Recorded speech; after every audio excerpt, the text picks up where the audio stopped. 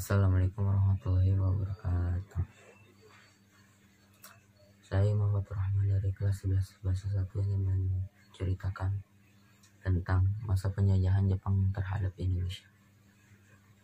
Pada tahun 1942, Jepang melakukan penaklukan terhadap Asia Tenggara, memasuki Nusantara.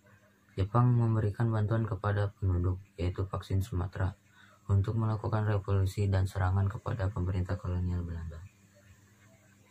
Belanda yang sebelumnya sudah diduduki Nazi Jerman pada awal Perang Dunia Kedua, akhirnya kalah dan memutuskan untuk menyerah. Dengan demikian, pada tahun inilah Jepang mulai melakukan penjajahan di Indonesia. 3,5 tahun berikutnya, penjajahan Jepang berakhir tepat pada tanggal 17 Agustus 1945,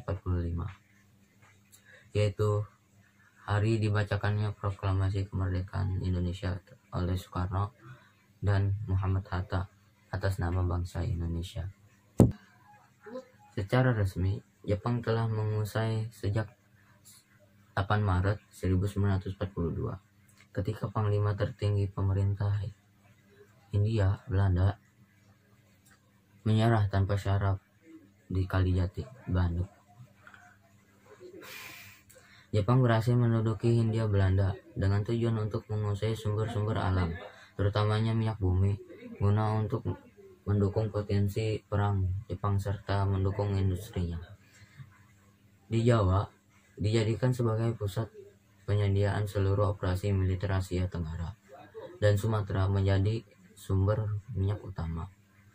Jepang tanpa banyak menemui perlawanan berhasil menduduki Indonesia. Bahkan bangsa Indonesia pun menyambut untuk kedatangan Jepang ke Indonesia,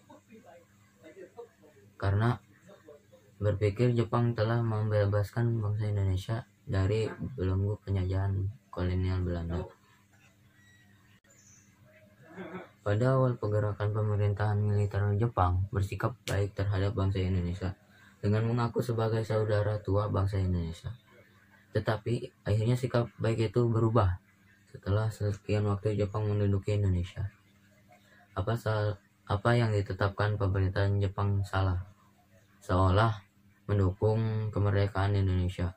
Padahal sebenarnya Jepang berlaku demikian dengan kepentingan pemerintahannya yang pada saat itu sedang menghadapi perang. Apalagi setelah Jepang mengetahui harapan yang besar dari Indonesia untuk mencapai kemerdekaan, mereka mulai menciptakan propaganda untuk menaruh kepercayaan pada hati bangsa Indonesia. Jepang pun terlihat seolah-olah memihak pada kepentingan bangsa Indonesia. Sekian dari saya. Assalamualaikum warahmatullahi wabarakatuh.